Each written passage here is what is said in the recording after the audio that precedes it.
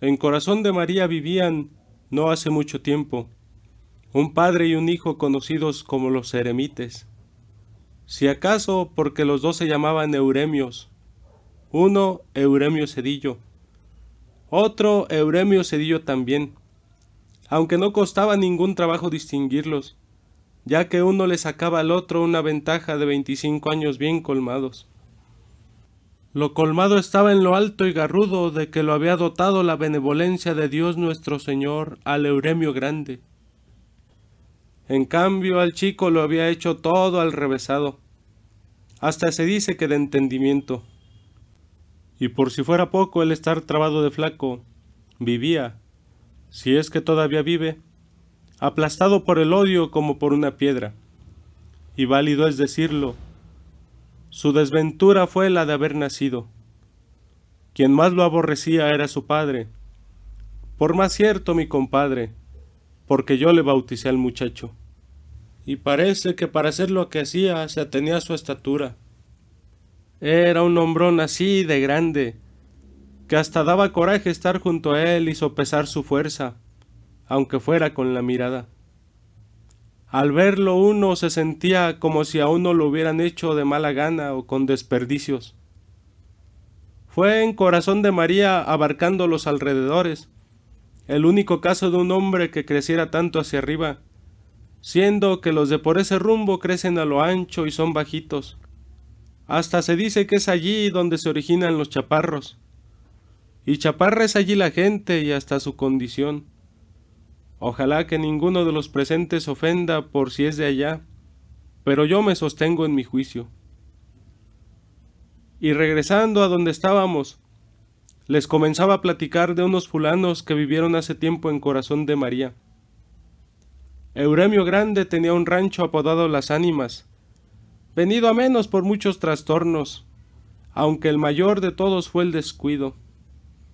Y es que nunca quiso dejarle esa herencia al hijo que, como ya les dije, era mi ahijado. Se la bebió entera a tragos de vingarrote, que conseguía vendiendo pedazo tras pedazo de rancho y con el único fin de que el muchacho no encontrara cuando creciera de dónde agarrarse para vivir. Y casi lo logró. El hijo apenas si se levantó un poco sobre la tierra, hecho una pura lástima. Y más que nada, debido a unos cuantos compadecidos que le ayudaron a enderezarse, porque su padre ni se ocupó de él. Antes parecía que se le cuajaba la sangre de solo verlo. Pero para entender todo esto hay que ir más atrás, mucho más atrás de que el muchacho naciera, y quizá antes de que Euremio conociera a la que iba a ser su madre. La madre se llamó Matilde Arcángel. Entre paréntesis, ella no era de Corazón de María, sino de un lugar más arriba que se nombra Chupaderos, al cual nunca llegó a ir el tal Cedillo y que si acaso lo conoció fue por referencias. Por ese tiempo ella estaba comprometida conmigo, pero uno nunca sabe lo que se trae entre manos. Así que cuando fui a presentarle a la muchacha, un poco por presumirla y otro poco para que él se decidiera a apadrinarnos la boda, no me imaginé que ella se le agotara de pronto el sentimiento que desea sentir por mí, ni que comenzaran a enfriársele los suspiros y que su corazón se lo hubiera agenciado otro. Lo supe después. Sin embargo, habrá que decirles antes quién y qué cosa era Matilde Arcángel. Y allá voy. Les contaré esto sin apuraciones. Despacio. Al fin y al cabo tenemos toda la vida por delante. Ella era hija de una tal doña Cinesia, dueña de la fonda de Chupaderos, un lugar caído en el crepúsculo, como quien dice, allí donde se nos acababa la jornada. Así que cuanto arriero recorría esos rumbos, alcanzó a saber de ella y pudo saborearse los ojos mirándola. Porque por ese tiempo, antes de que desapareciera, Matilde era una muchachita que se filtraba como el agua entre todos nosotros. Pero el día menos pensado, y sin que nos diéramos cuenta de qué modo, se convirtió en mujer. Le brotó una mirada de semisueño, que escarbaba clavándose dentro de uno como un clavo que cuesta trabajo desclavar, y luego se le reventó la boca como si la hubieran desflorado a besos. Se puso bonita la muchacha, lo que sea de cada quien. Está bien que uno no esté para merecer. Ustedes saben, uno es arriero, por puro gusto, por platicar con uno mismo mientras se anda en los caminos. Pero los caminos de ella eran más largos que todos los caminos que yo había andado en mi vida y hasta se me ocurrió que nunca terminaría de quererla. Pero total, se la apropió el Euremio. Al volver de uno de mis recorridos, supe que ya estaba casada con el dueño de las ánimas. Pensé que la había arrastrado la codicia y tal vez lo grande del hombre. Justificaciones nunca me faltaron. Lo que me dolió aquí en el estómago, que es donde más duelen los pesares, fue que se hubiera olvidado de ese atajo de pobres diablos que íbamos a verla y nos guarecíamos en el calor de sus miradas. Sobre todo de mí, Tranquilino Herrera, servidor de ustedes, y con quien ella se comprometió de abrazo y beso y toda la cosa. Aunque viéndolo bien, en condiciones de hambre cualquier animal se sale del corral, y ella no estaba muy bien alimentada que digamos. En parte porque a veces éramos tantos que no alcanzaba la ración, en parte porque siempre estaba dispuesta a quitarse el bocado de la boca para que nosotros comiéramos. Después engordó, tuvo un hijo, luego murió. La mató un caballo desbocado. Veníamos de bautizar a la criatura. Ella lo traía en sus brazos.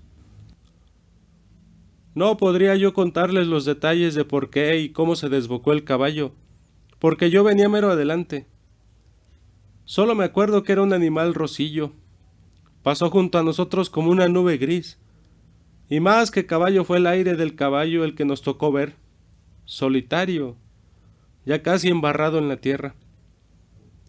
La Matilde Arcángel se había quedado atrás, sembrada no muy lejos de allí y con la cara metida en un charco de agua.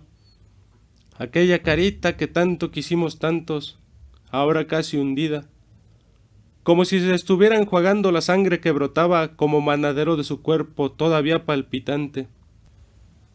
Pero ya para entonces no era de nosotros, era propiedad de Euremio Cedillo, el único que la había trabajado como suya. Y vaya que si era chula la Matilde. Y más que trabajado, se había metido dentro de ella mucho más allá de las orillas de su carne, hasta el alcance de hacerle nacer un hijo. Así que a mí, por ese tiempo, ya no me quedaba de ella más que la sombra, o si acaso una brizna de recuerdo. Con todo, no me resigné a no verla. Me acomedí a bautizarles al muchacho, con tal de seguir cerca de ella, aunque fuera nomás en calidad de compadre. Por eso es que todavía siento pasar junto a mí ese aire que apagó la llamarada de su vida, como si ahora estuviera soplando, como si siguiera soplando contra uno. A mí me tocó cerrarle los ojos llenos de agua y enderezarle la boca torcida por la angustia, esa ansia que le entró y que seguramente le fue creciendo durante la carrera del animal, hasta el fin, cuando se sintió caer. Ya les conté que la encontramos embrocada sobre su hijo. Su carne ya estaba comenzando a secarse, convirtiéndose en cáscara por todo el jugo que se le había salido durante todo el rato que duró su desgracia. Tenía la mirada abierta, puesta en el niño. Ya les dije que estaba empapada en agua, no en lágrimas, sino del agua puerca del charco lodoso donde cayó su cara, y parecía haber muerto contenta de no haber apachurrado a su hijo en la caída, ya que se le traslucía la alegría en los ojos.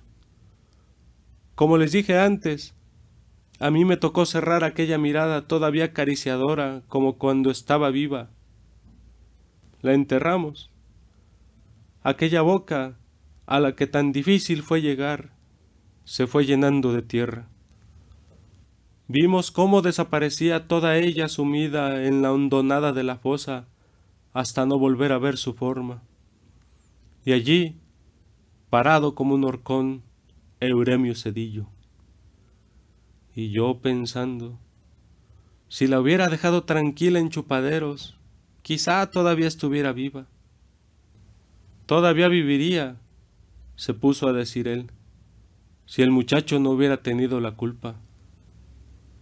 Y contaba que al niño se le había ocurrido dar un berrido como de tecolote, cuando el caballo en que venían era muy asustón. Él se lo advirtió a la madre muy bien, como para convencerla de que no dejara berrear al muchacho. Y también decía que ella podía haberse defendido al caer, pero que hizo todo lo contrario. Se hizo arco, dejándole un hueco al hijo como para no aplastarlo. Así que, contando unas con otras, toda la culpa es del muchacho. Da unos berridos que hasta uno se espanta. ¿Y yo para qué voy a quererlo? Él de nada me sirve. La otra podía haberme dado más y todos los hijos que yo quisiera, pero este no me dejó ni siquiera saborearla. Y así se soltaba diciendo cosas y más cosas, de modo que uno no sabía si era pena o coraje lo que él sentía por la muerta. Lo que sí se supo siempre fue el odio que le tuvo al hijo. Y era de eso de lo que yo les estaba platicando desde el principio. El Euremio se dio a la bebida. Comenzó a cambiar pedazos de sus tierras por botellas de vingarrote. Después lo compraba hasta por barricas. A mí me tocó una vez fletear toda una recua con puras barricas de vingarrote consignadas el Euremio. Allí entregó todo su esfuerzo en eso y en golpear a mi ahijado, hasta que se le cansaba el brazo.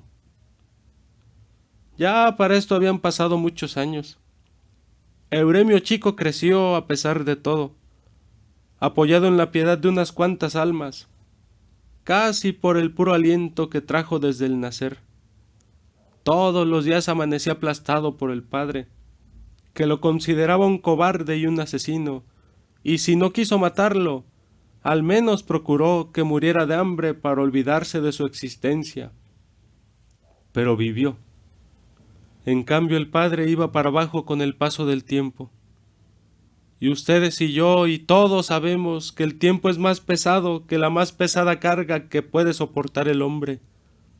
Así, aunque siguió manteniendo sus rencores, se le fue mermando el odio, hasta convertir sus dos vidas en una viva soledad.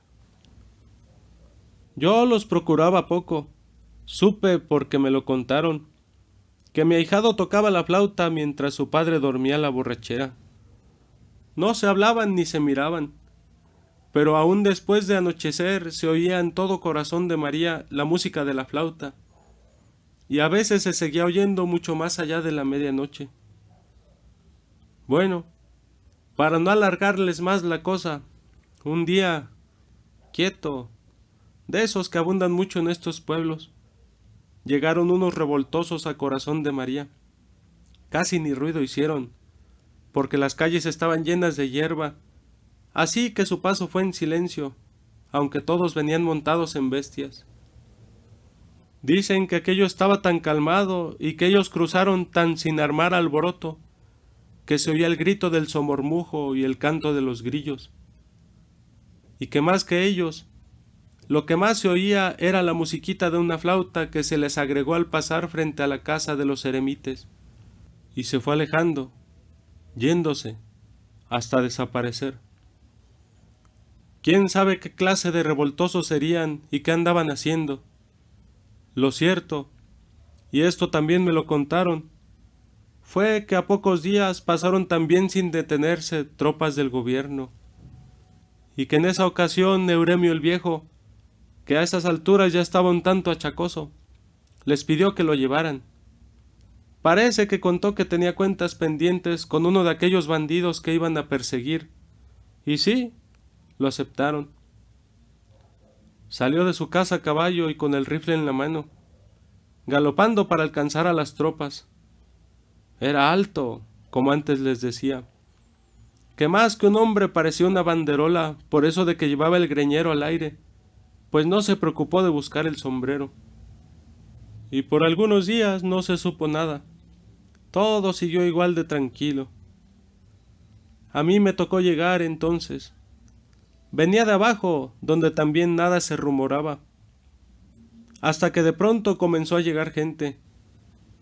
Coamileros, saben ustedes, unos fulanos que se pasan parte de su vida arrendados en las laderas de los montes, y que si bajan a los pueblos es en procura de algo o porque algo les preocupa. Ahora los había hecho bajar el susto. Llegaron diciendo que allá en los cerros se estaba peleando desde hacía varios días, y que por ahí venían ya unos casi de arribada. Pasó la tarde sin ver pasar a nadie. Llegó la noche. Algunos pensamos que tal vez hubieran agarrado otro camino. Esperamos detrás de las puertas cerradas. Dieron las 9 y las 10 en el reloj de la iglesia, y casi con la campana de las horas se oyó el mugido del cuerno. Luego el trote de caballos. Entonces yo me asomé a ver quiénes eran, y vi un montón de desarrapados montados en caballos flacos, unos estilando sangre, y otros seguramente dormidos porque cabeceaban. Se siguieron de largo. Cuando ya parecía que había terminado el desfile de figuras oscuras que apenas si se distinguía de la noche, comenzó a oírse, primero apenitas y después más clara, la música de una flauta. Y a poco rato vi venir a mi ahijado Euremio montado en el caballo de mi compadre Euremio Cedillo. Venía en ancas, con la mano izquierda dándole duro a su flauta, mientras que con la derecha sostenía, atravesado sobre la silla, el cuerpo de su padre muerto.